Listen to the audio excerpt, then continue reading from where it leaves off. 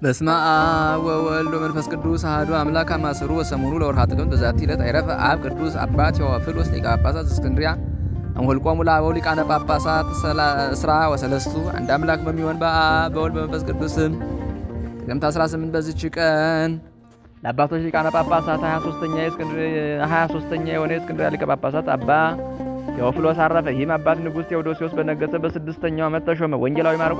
በወንጌላዊ ማርቆስም ወንበር 28 ዓመታት ኖረ። በዘመኑ ብዙ መጻሕፍትን የተረጎመ ከሳቸውም የወንጌላዊ ዮሐንስን ራእይና የሐዋርያ ጳውሎስን መልእክት የተረጎመ ዮሐንስ አፈወርቅ ተነሳ። ዳግመኛም ለደሴተ ቆጵሮስ ኤጲስቆጶስ የሆነ ኤጲፋንዮስም ነበረ። በዘመኑ 7 ደቂቅ 372 ዓመት ከአንቀላፉ በኋላም ተነሱ። ይህ አባት የሐዋርያዊ ሊቀ ጳጳሳት አባ አትናቴዎስ ደቀ መዝሙር ነው። የቤተ ክርስቲያንንም መጻሕፍትና ሥርዓቱን ሁሉ እየተማረ በእርሱ ዘንድ አደገ። ከእርሱ በፊት የነበረ ሊቀ ጳጳሳት አባ ጢሞቴዎስም ባረፈ ጊዜ ይህ አባት በእስክንድርያ ሀገር ላይ ሊቀ ጵጵስና ተሾመ። አዋቂና አስተዋዩም ስለሆነ ስለ ፍቅርና ስለ ራእይ ከንስሐ በፊት ሥጋውና ደሙን ከመቀበል መጠበቅ ስለሚገባ ስለ ሙታን መነሳትና ስለ ኃጥአን ስለተዘጋጀ ስለ ዘላለማዊ ስቃይም ሌሎችም ጠቃሚ የሆኑ ድርሳናትና ተግሣጻትንም ሁሉ ደረሰ። ቅዱስ ቄርሎስም ለዚህ አባት ቴዎፍሎስ የእህቱ ልጅ ነው።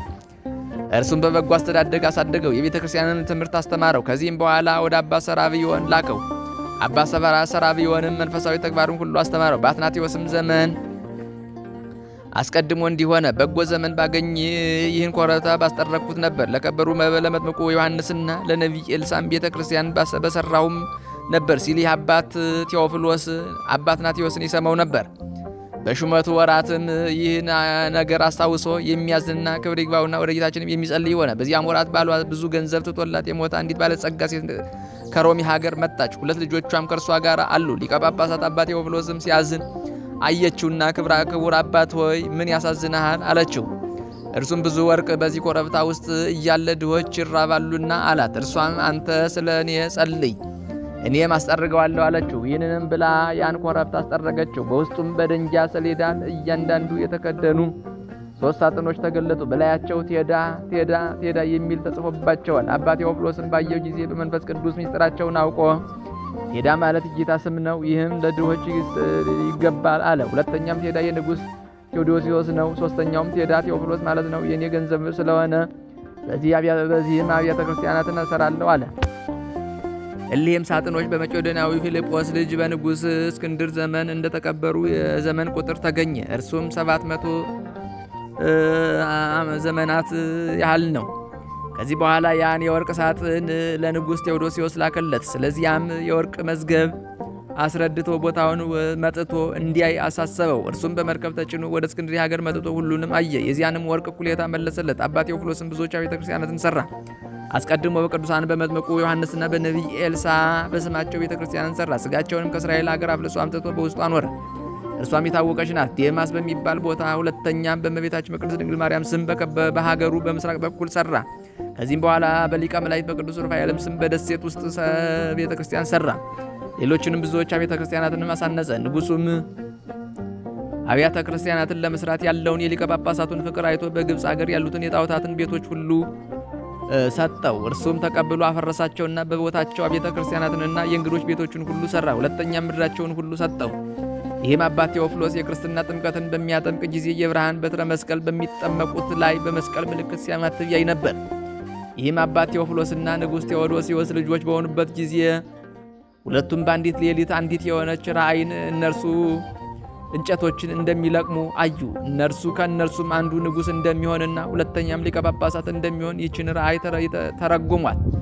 እንዲሁም እንደተረጎሟት ሆነላቸው። ይህም አባት ቴዎፍሎስ ሊቀ ጵጵስና በተሾመባት በመጀመሪያዊቱ ዓመት ንጉሥ ቴዎዶሲዮስ ሃይማኖትን እናስተምራለን የሚሉ ሁሉ ሃይማኖታቸውንና በመጽሐፍ ጽፈው ወደ እርሱ እንዲያቀርቡ አዘዛቸው። እንዳዘዛቸውም አደረጉ። ከዚህም በኋላ ንጉሡና ሊቀ ጳጳሳቱ ተነስተው እነዚያን ጽሑፎች በመሰዊያው ላይ አድርገው ወደ እግዚአብሔር ጸለዩ። ጌታም ወልድ በመለኮቱ ከአብ ከመንፈስ ቅዱስ ጋር ትክክል ነው ብሎ ከሚታመን በቀር በውስጣቸው በቀናች ሃይማኖት የጸና እንደሌለ ገለጠላቸው። በዚያን ጊዜም እሊህን የመናፍቃን መጻሕፍትን እንዲያቃጥሏቸው እነዚያንም መናፍቃን ከሚገዛው ሀገር እንዲያሳድዷቸው ንጉሥ አዘዘ። ዮሐንስ አፈወርቅም መጻሕፍትን በማንበብንና መመርመር ያበዛ ነበር። ስለዚህም የአውጋሬዎስን መጻሕፍት አወገዘ። ያወግዙ ዘንድም ወደ እስክንድርያ ሊቀ ጳጳሳት ወደዚህ አባት ወደ ቴዎፍሎስ፣ ወደ ቆጵሮስ ኤጲስቆጶስ፣ ወደ ኤጲፋኖስ፣ ወደ ኤጲስቆጶሳት ሁሉ በየሀገሩ ላከ። ከዚህም በኋላ መልካም ጉዞውን በፈጸመ ጊዜ እግዚአብሔርን አገልግሎ በሰላም አረፈ። እግዚአብሔር ምስጋና ይሁን፣ እኛንም በዚህ አባት ጸሎት ይማረን፣ በረከቱም ከእኛ ጋር ትኑር ለዘላለሙ አሜን። ሰላም ለቴዎፍሎስ ድልወ ዘተረክበ ሰላም ለቴዎፍሎስ ድልወ ዘተረክበ በመንበረ ማርቆስ ይንበር ድህረ አትናቴዎስ ሰከበ በመንፈስ ቅዱስ ሎቱ ከመአይምሮ ተውበ ይርየይ ለላሃዱ ጊዜ ያጠምቅ ህዝበ እንዘ በትረ ብርሃን የሐትም ከዊኖ ማይተበ። በዚህችም ቀን ክርስቲያኖችን ባሳደደ በመኮንን አስቅልጵያኖስ ዘመን የከበረ መነኮስ ሮማኖስ በሰማዕትነት አረፈ። ይህም ቅዱስ የክርስቲያን ወገኖች መኮንኑ እንዳሳደዳቸው በሰማ ጊዜ ከቀሳውስትና ከዲያቆናት ጋር የክርስቲያን ወገኖች ሁሉ በአንድነት ተሰበሰባቸው። ስለ ክርስቶስ ሃይማኖትን መክሮ አጸናቸው። አስቅልጵያኖስም ይህን ሰምቶ እንዲያመጡ ታዘዘ። በፊቱም ቆመ። አስቅልጵያኖስም በወገን የከበርክ ሮማኖስ አንተ ነህን? አለው። ቅዱስም የወገን ክብር ምን ይጠቅመኛል? ክብሬ ግን ክርስቶስ ነው እንጂ ብሎ መለሰ።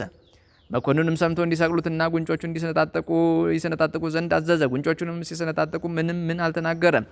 መኮንኑም ትዕግስቱን አደነቀ። በዚህን ጊዜ ሮማኖስ መኮንኑን እንዲህ አለው፣ እነሆ ስንፍናህን ዘልፍ ዘንድ ፈጣሪ አፌን ከፈተ። እውነት ነገርን ብታውቅ ለእግዚአብሔር እንሰግድ ዘንድ ይገባ እንደሆነ ወይም ለአማልክት እንዲነግረን ሕፃን ልጅ እንዲያመጡ እዘዝ። መኮንኑም ታናሽ ሕፃንን እንዲያመጡ አዘዘ። መኮንኑም ሕፃኑን ስግደት ለማን እንዲገባ እውነትን ንገረን አለው። ሕፃኑ ልብ የሌለ ደንቆሮ መኮንን በአንዲት ቃል ዓለሙን ሁሉ ለፈጠረ ለሕያው እግዚአብሔር ስግደትና አምልኮ እንዲገባ አታውቅምን? አለው። መኮንኑም ሕፃኑን ይሰቅሉት ዘንድ አዘዘ። የሕፃኑንም እናት ልታየው መጣች። ሕፃኑም እናቱን ተጠምቻለሁና ውሃ ጠጭኝ አላት። እናቱም ልጄ ሆይ ከዚህ ውሃ የለም፣ ነገር ግን ወደ ሕይወት ውሃ ሂድ አለችው። በዚያን ጊዜ የሕፃኑን ራስ በሰይፍ እንዲቆርጡ የቅዱስ ሮማኖስንም ምላሱን ከክንዱ እንዲቆርጡ መኮንኑ አዘዘ። ያን ጊዜ መኮንኑን ይዘልፍ ዘንድ ለአባ ሮማኖስ ረቂቅ አንደበት ተሰጠው። ሲዘልፈውም መኮንኑ ሰምቶ ምላሱ እንዳልተቆረጠ ተጠራጠረ። ወታደሩንም ጠርቶ ምላሱን ያልቆረጥ ለምንድን ነው አለው። ወታደሩም የምላሱን ቁራጭ ያመጡ ዘንድ እዘዝ አለው። አምጥተውለትም አይቶ መኮንኑም ወደ ወይን ቤት አስገብተው በዚያ አንቀው እንዲገሉ ታዘዘ። እንዲህም ምስክርነቱን ፈጽሞ የምስክርነት አክሊልን በመንግስተ ሰማያት ተቀበለ።